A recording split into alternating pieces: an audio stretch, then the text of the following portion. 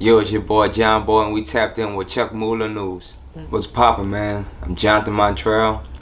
Everybody call me John Boy. All right, John Boy, could you sit here and let the people know a little bit about yourself? Well, I'm a professional fighter, 12-0.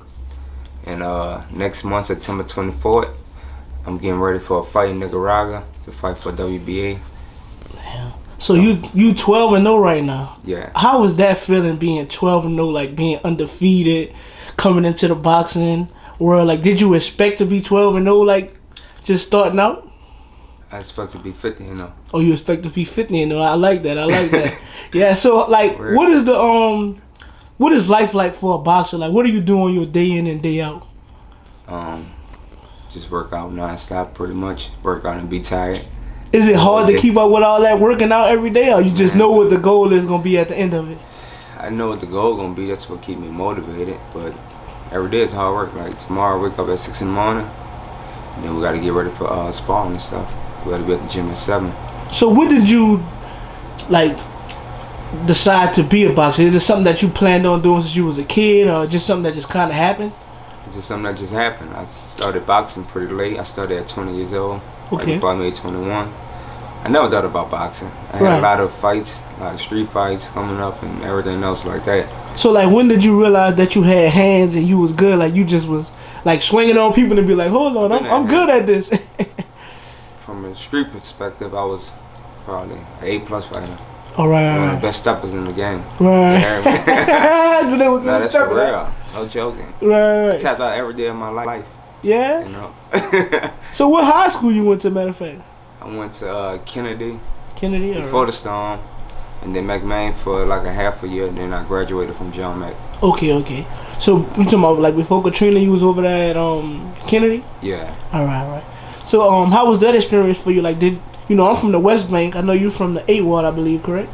Yeah. All right. So how was your experience going through Katrina? Cause like for me, like I ain't lose no power. I was in Memphis, but I ain't lose no power. House didn't get flooded. A whole bunch of stuff, but I know I had some friends that lost a lot. So. Katrina was well, I ain't losing nothing. Right. And we went to St. Louis by my mom people, by her husband family out there in St. Louis.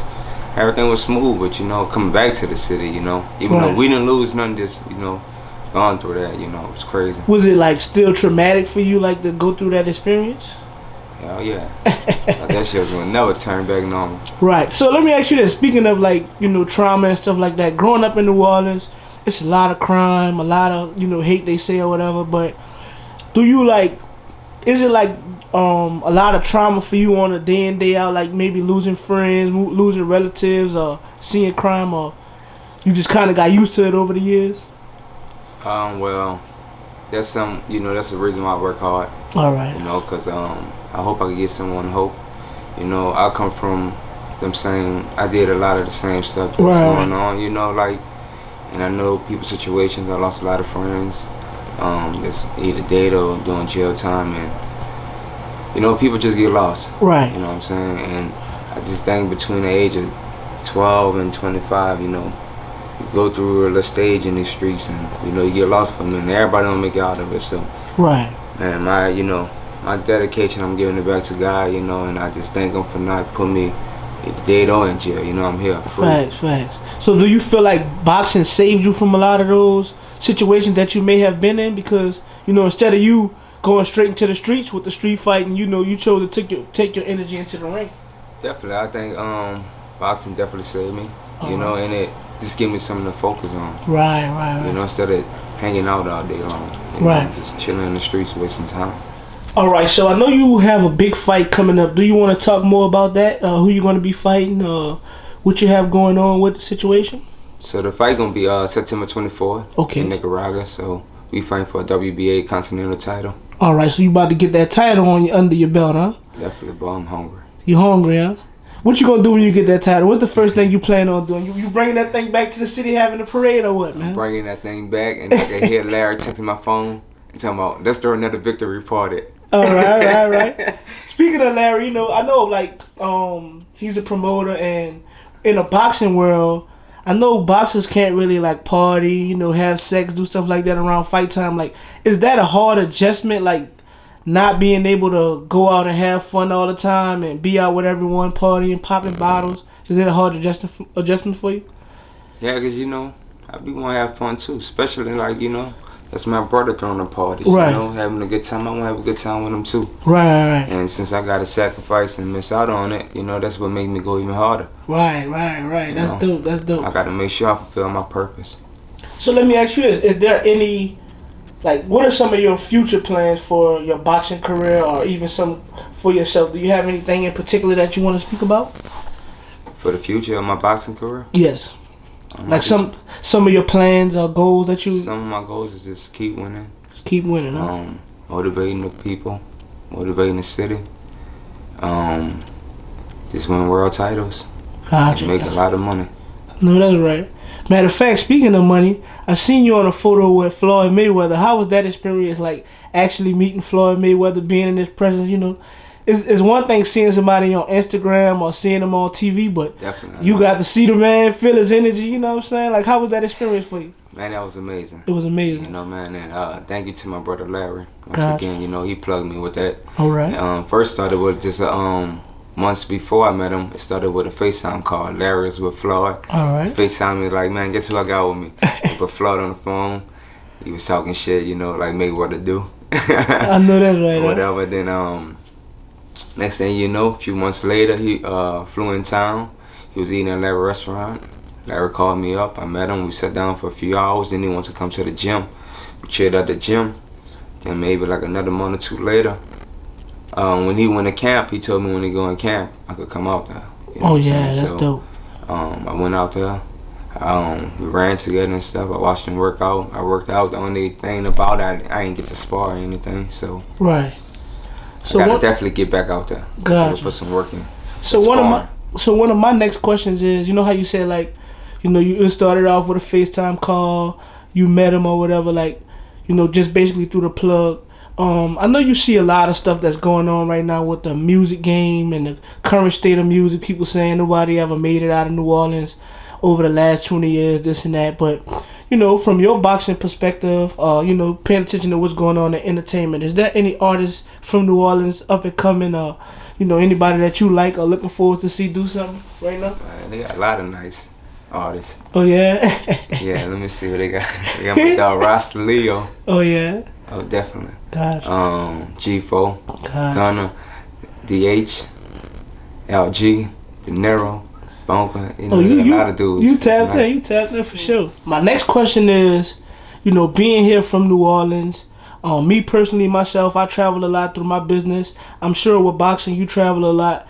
How was that experience with traveling? Like, was it life-changing for you, or like, did you leave the city a lot before you started boxing, or did it kind of happen afterwards? I was kind of moving before. You were moving before? Yeah, but the vacation that opened my eyes was Thailand. How was that?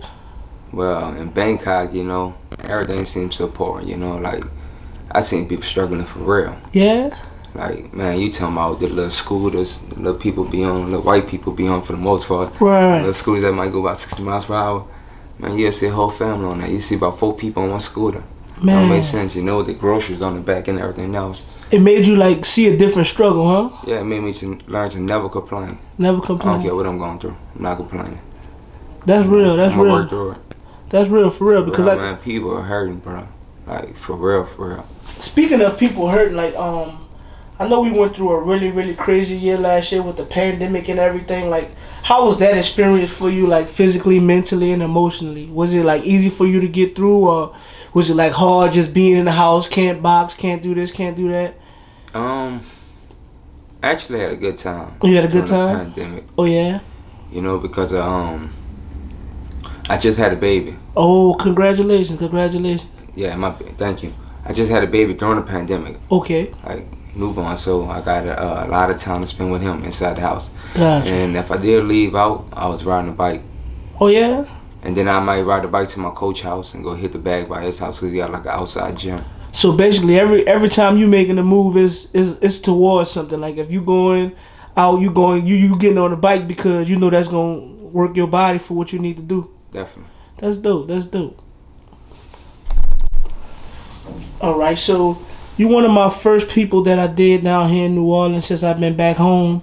So one of my questions for you is, what are some places, things to do, and people to see when people come over to New Orleans, in your perspective? Okay, definitely. It's top 3.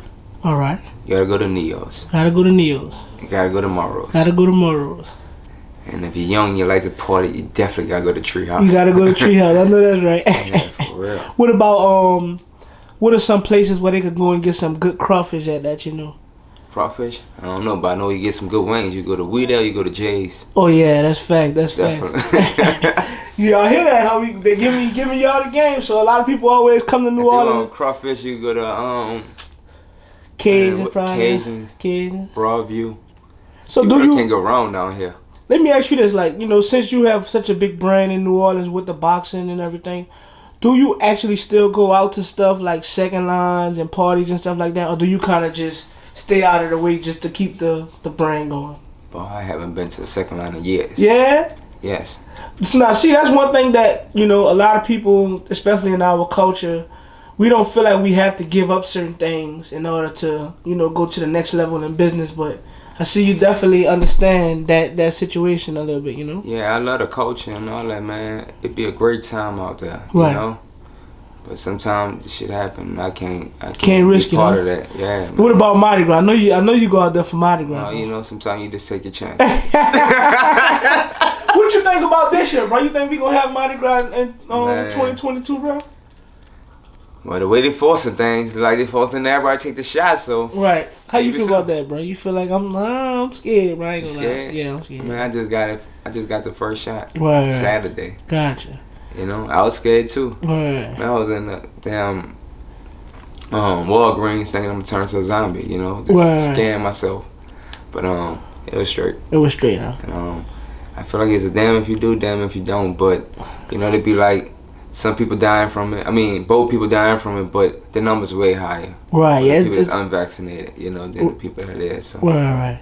I definitely understand that. So my next question, are you involved with the youth in any way in New Orleans, or plan on being involved with the youth here?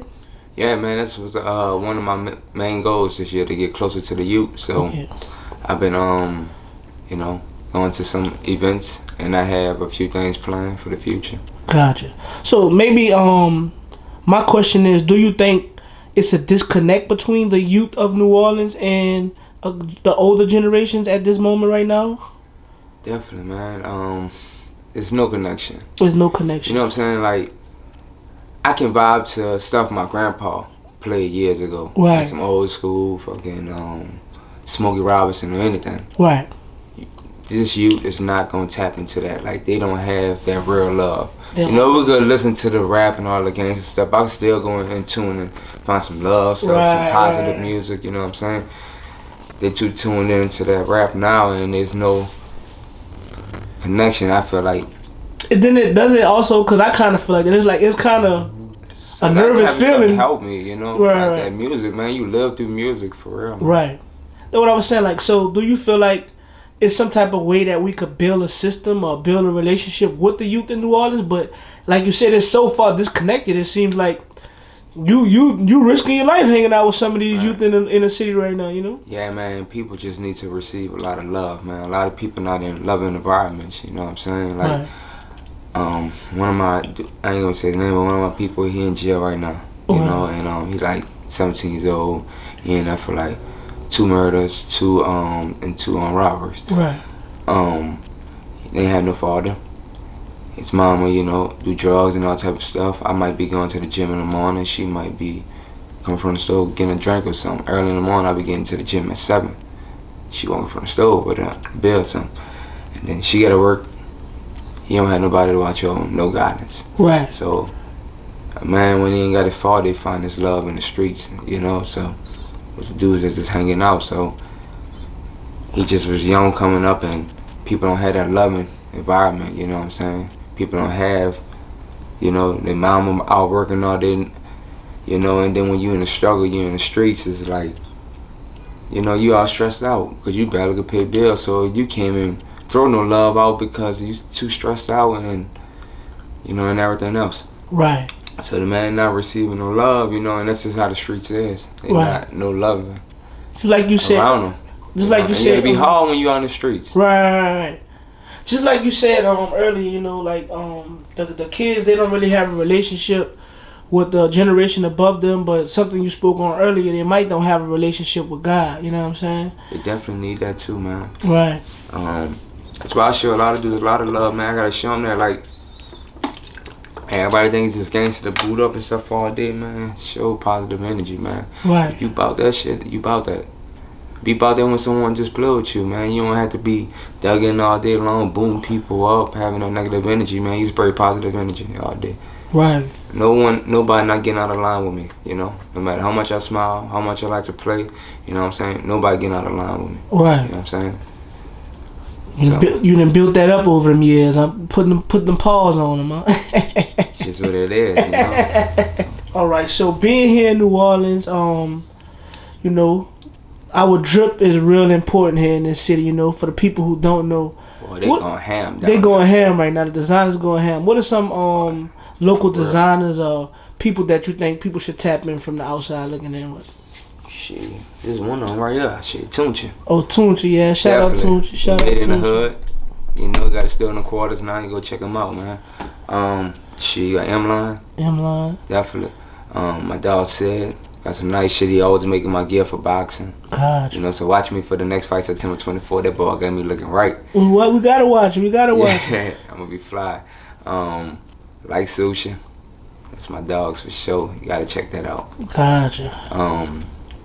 We got Free Water. Free Water for sure. A lot of people, man. Even my dog G4, he do music and he do clothes. Right. Shout out G4. Yeah, man. Matter of fact, I just posted. Even New Orleans Boxing Club. Oh, yeah. Got some nice little shirts, man. Gotta be great. Get a lot of brands. A lot of brands, huh? Doing their thing. So, you know, just like you said with that situation with the clothing brands and just showing love, we gotta keep showing that love. So, matter of fact, let me ask you this: as a boxer in New Orleans, you know, you always hear about hate with rappers and stuff like that. As a boxer, do you ever get like hate or people trying to mess with you or talk crap to you just because you know you're popular?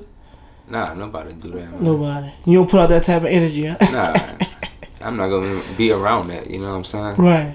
For real. That's good though. That's good that you have the power and the knowledge to separate yourself from the BS. You know what I'm saying? Because a lot of people, you know, business people, especially with all this stuff going on, all these rappers going to jail right now, it's like it's so easy to get caught up into the BS if you don't just be focused on your brand and your dreams. You know? Right, definitely, man. I ain't got time to get caught up in the bullshit. Right. So you know, I'm a man. So if something happen, you know, I always try to dead the situation first before it escalate. Right. You know what I'm saying? Now, if you want to keep pushing the buttons, then I'm gonna let you.